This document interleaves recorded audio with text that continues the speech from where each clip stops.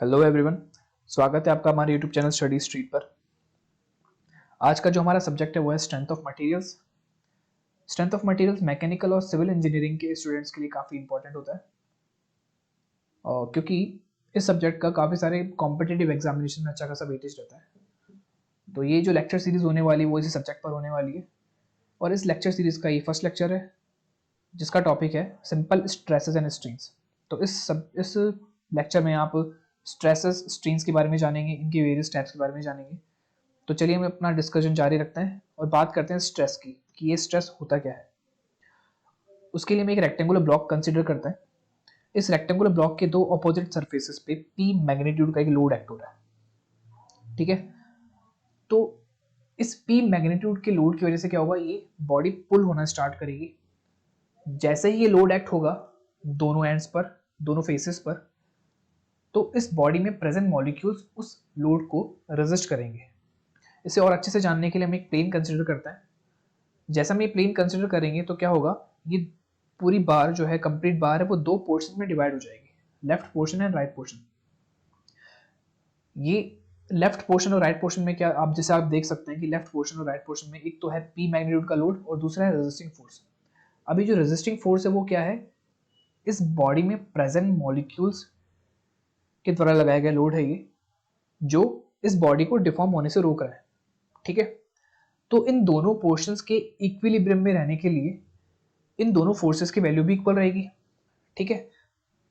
और यही resisting force per unit area क्या कहलाता है, हमारा स्ट्रेस कहलाता है, ठीक है। तो स्ट्रेस को हम इसी तरह से डिफाइन करेंगे कि stress is defined as resisting force per unit area और इसकी जो यूनिट हो जाएगी वो होगी न्यूटन पर मीटर स्क्वायर, ठीक है। अब हम इस इक्वेशन की बात करते हैं, P is equal to resistance. क्या यह इक्वेशन हमेशा सेटिस्फाई होगी? नहीं। जैसे ही हम लोड की वैल्यू इंक्रीज करेंगे मॉलिक्यूल्स द्वारा लगाया गया रेजिस्टेंस भी बढ़ेगा, लेकिन ये वैल्यू तभी तक इक्वल रहेगी जब ये वैल्यू एक लिमिट तक ही इक्वल रहती है और उस लिमिट को हम कहते हैं इलास्टिक लिमिट। जैसे ही ये बॉडी, जैसे ही ये बार इलास्टिक लिमिट को क्रॉस कर जाएगा तब क्या होगा, ये बॉडी, इस बॉडी पे लगने वाला जो लोड है वो रेजिस्टिंग फोर्स को एक्सीड कर जाएगा, ठीक है।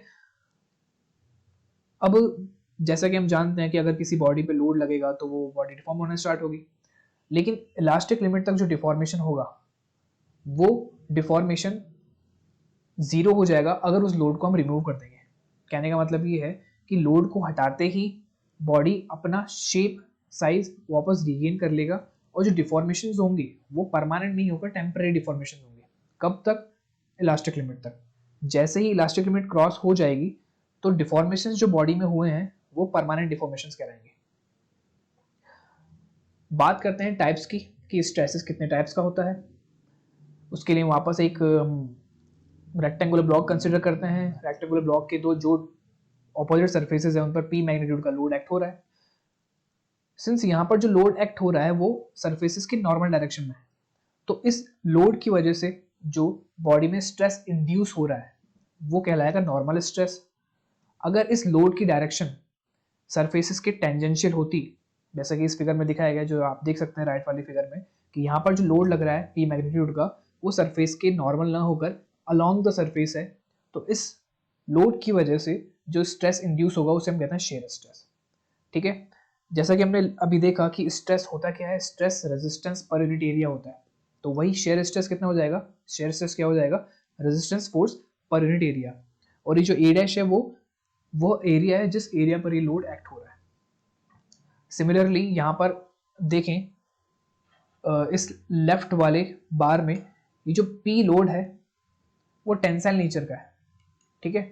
तो इस टेंसाइल नेचर के लोड की वजह से जो स्ट्रेस इंड्यूस होगा वो होगा टेंसाइल स्ट्रेस, ठीक है। और टेंसाइल स्ट्रेस की वैल्यू क्या हो जाएगी, वही resistance force per unit area. अब अगर ये टेंसाइल ना होकर कंप्रेसिव लोड होता तब इस बॉडी में जो स्ट्रेस इंड्यूस होता वो नॉर्मल तो होता ही, लेकिन नॉर्मल कौन सा, नॉर्मल कंप्रेसिव स्ट्रेस, और उसकी वैल्यू भी होती है रेजिस्टेंस पर यूनिट एरिया, ठीक है। अब इलास्टिक लिमिट के अंदर क्या होगा, अगर हम बात करें इन लोड्स की, ठीक है, तो अगर इलास्टिक लिमिट तक की बात करें तो ये रेजिस्टेंस फोर्स क्या होते हैं, लोड के इक्वल होंगे अंडर इलास्टिक लिमिट। तो यहाँ हम इन रेजिस्टेंस फोर्स को रिप्लेस कर देंगे P से, तो यहाँ जो स्ट्रेसेस की वैल्यू हो जाएगी वो कुछ इस तरह होगी, P upon A dash shear stress and P upon A tensile stress और नॉर्मल स्ट्रेस। नेक्स्ट हम बात करेंगे स्ट्रेन्स की। हमने अभी तक 3 टाइप्स के लोड की बात करी है, टेंसाइल, कंप्रेसिव एंड शेयर, जैसे कि अभी हमने देखा। तो इन लोड्स की वजह से क्या होगा, बॉडी डिफॉर्म तो होगी ही, ठीक है। पहले हम इनकी डायमेंशंस की बात करते हैं कि लेट्स से कि इनकी ओरिजिनल डायमेंशंस कुछ इस तरह हैं। जो ये फर्स्ट ब्लॉक, सेकंड ब्लॉक है, उनकी लेंथ L है, और ये जो थर्ड ब्लॉक है जिस पे शेयर लोड लग रहा है उसकी हाइट मैंने ली H, ठीक है। तो इनको ध्यान में रखना क्योंकि आगे काम आने वाली है क्वांटिटीज। अब टेंसाइल लोड की वजह से क्या होगा, बॉडी में टेंसाइल स्ट्रेस इंड्यूस होगा और बॉडी डिफॉर्म भी हो रही है। जैसे कि आप देख सकते हैं कि इस लोड की वजह से क्या होगा, बॉडी डिफॉर्म होगी और इस बॉडी की, इस बार की जो लेंथ है वो इंक्रीज हो जाएगी, जैसे कि जो लेंथ में इंक्रीमेंट दिख रहा है। सिमिलरली इस लोड की वजह से, इस कंप्रेसिव लोड की वजह से क्या होगा, बॉडी की जो इस बार की जो लेंथ होगी वो कम हो जाएगी, ठीक है। और शेयर लोड की वजह से क्या होगा, इसमें कुछ एंगुलर डिफॉर्मेशन आएंगे, जैसे कि आप देख सकते हैं एंगुलर डिफॉर्मेशन। तो फाई जो है अपना एंगुलर डिफॉर्मेशन हो जाएगा इस शेयर लोड की वजह से। यहाँ पर क्या होगा, कंप्रेसिव लोड की वजह से जो चेंज लेंथ में चेंजेस है वो DL है, और टेंसाइल लोड की वजह से जो लेंथ में इंक्रीमेंट हुआ वो भी क्या है, DL है।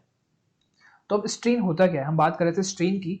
तो स्ट्रेन क्या होता है, बॉडी में किसी लोड की वजह से होने वाले चेंजेस और उस बॉडी की ओरिजिनल डायमेंशन का रेशो ही स्ट्रेन कहलाता है।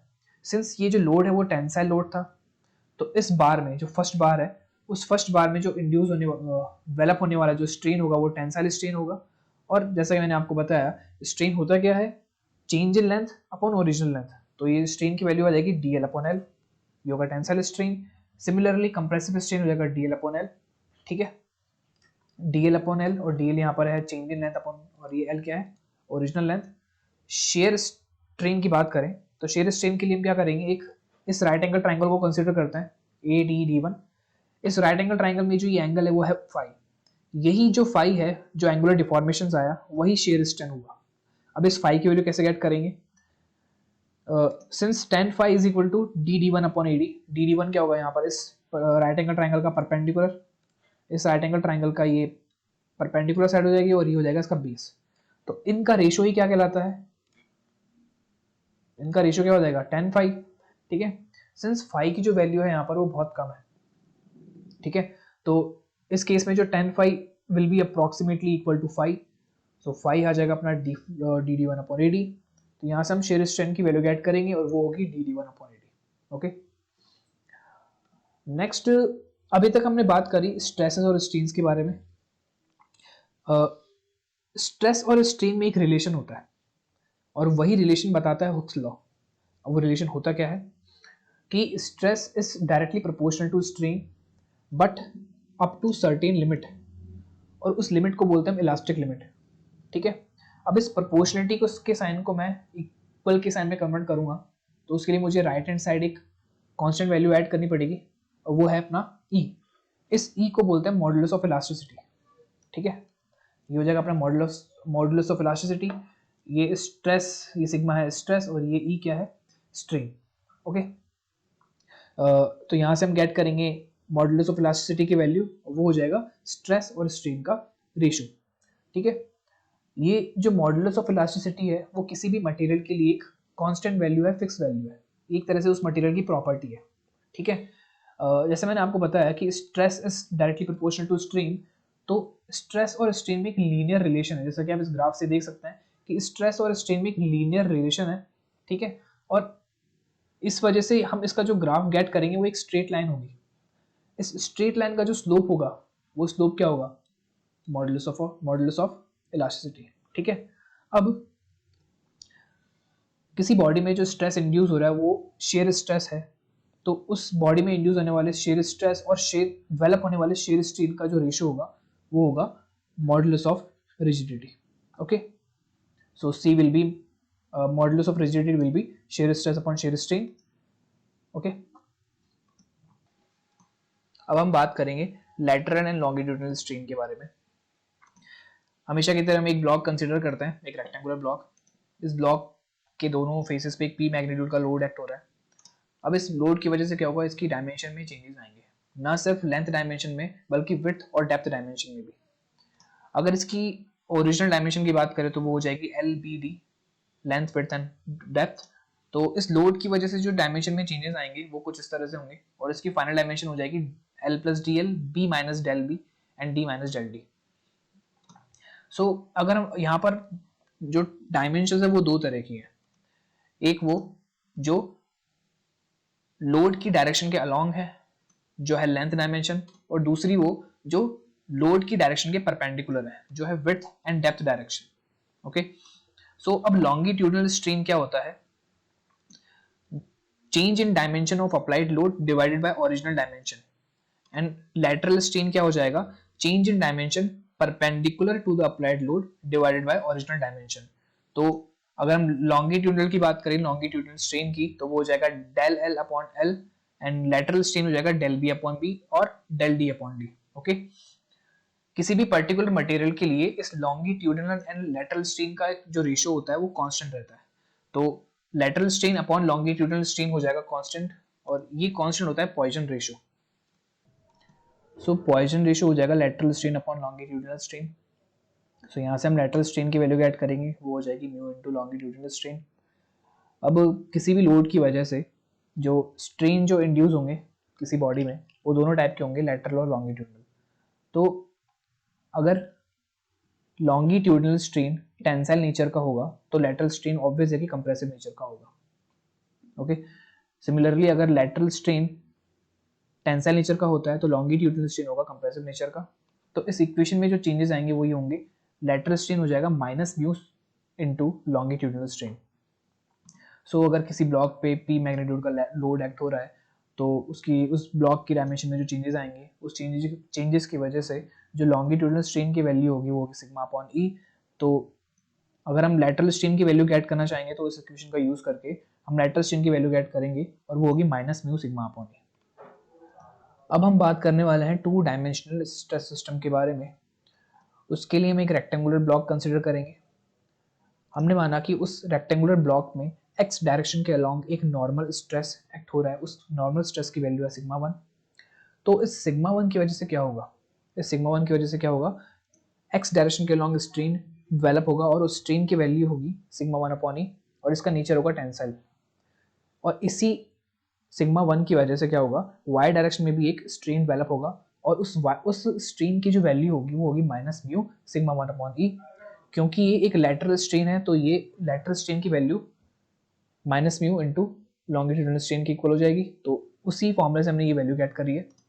अब अगर हम लेते हैं एक और नॉर्मल स्ट्रेस वाई डायरेक्शन के अलोंग जो है सिग्मा 2, तो उस नॉर्मल स्ट्रेस की वजह से क्या होगा, वाई डायरेक्शन में एक टेंसाइल नेचर का टेंसाइल स्ट्रेन डेवलप होगा और उसकी वैल्यू होगी सिग्मा 2 अपॉन ई। और सिमिलरली जैसे हमने पहले देखा था तो यहाँ पर एक लैटरल स्ट्रेन भी डेवलप होगा और लैटरल स्ट्रेन की वैल्यू जो हो जाएगी होगी minus mu sigma 2 upon E, और ये होगा कंप्रेसिव नेचर का। तो टोटल स्ट्रेन की बात करें तो total strain in X direction जो होगा वो हो जाएगा sigma 1 upon E minus mu sigma 2 upon E. और अगर वाई डायरेक्शन की बात करते हैं तो total strain in Y direction हो जाएगा sigma 2 upon E minus mu sigma 1 upon E. तो ऐसे हम टू डायमेंशनल स्ट्रेस सिस्टम में टोटल स्ट्रेन की वैल्यू गेट करेंगे। अब हम बात करने वाले हैं थ्री डायमेंशनल स्ट्रेस सिस्टम में तीनों डायरेक्शन के अलोंग डेवलप होने वाले स्ट्रेन के बारे में। उसके लिए हम एक रेक्टेंगुलर ब्लॉक कंसीडर करते हैं।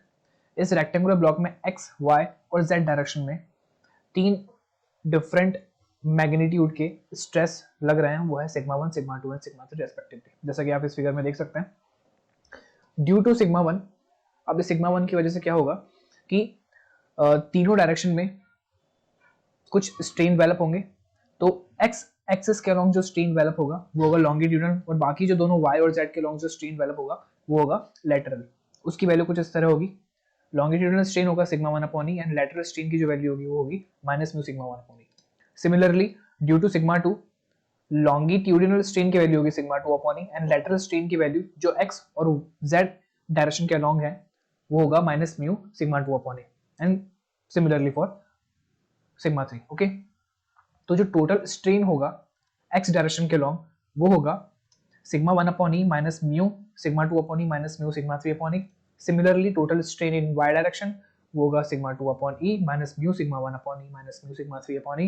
And similarly in z direction the value of total strain will be sigma 3 upon e minus mu sigma 1 upon e minus mu sigma 2 upon e। Okay, तो इस तरह से हम 3 डायमेंशनल स्ट्रेस सिस्टम में develop होने वाले स्ट्रेन की value find out करते हैं। हमारा नेक्स्ट टॉपिक है analysis of bar of varying sections. इसके लिए हम एक रेक्टेंगुलर बार कंसीडर करते हैं जैसा कि फिगर में दिखाया गया है। उसका जो क्रॉस सेक्शनल एरिया है वो है A1, उसकी लेंथ है L1 एंड उस पर जो लोड एक्ट हो रहा है वो है P मैग्नीट्यूड का। तो इस लोड की वजह से क्या होगा, इस बॉडी में स्ट्रेस इंड्यूस होगा और वो स्ट्रेस होगा सिग्मा, और स्ट्रेन डेवलप होगा और वो स्ट्रेन की वैल्यू होगी E। तो यहाँ पर जो मॉडुलस ऑफ इलास्टिसिटी हो जाएगा वो होगा स्ट्रेस अपॉन स्ट्रेन जो होगा सिग्मा अपॉन E। यहाँ से हम इन दोनों की वैल्यूज को रिप्लेस करेंगे और E हो जाएगा PL1 upon A1 DL1। Okay, तो यहाँ से इस बार में होने वाले, इस बार की लेंथ में होने वाले चेंजेस की वैल्यू हम गेट करेंगे और वो होगा DL1 is equal to PL1 upon A1 E1। अब हम बात करेंगे वेरिंग सेक्शंस के लिए। यहाँ पर मैंने दो अलग सेक्शंस लिए हैं, उन दोनों सेक्शंस का एरिया और लेंथ अलग अलग है। सिंस इस वेरिंग सेक्शन वाली बार पर लगने वाला लोड उतना ही है जितना पहले एक सिंगल बार पे था, बट इन दोनों सेक्शंस में जो स्ट्रेस और स्ट्रेन डेवलप होगा उसकी वैल्यू डिफरेंट होगी और उन दोनों की वजह से जो लेंथ में चेंजेस आएंगे वो भी अलग होगा।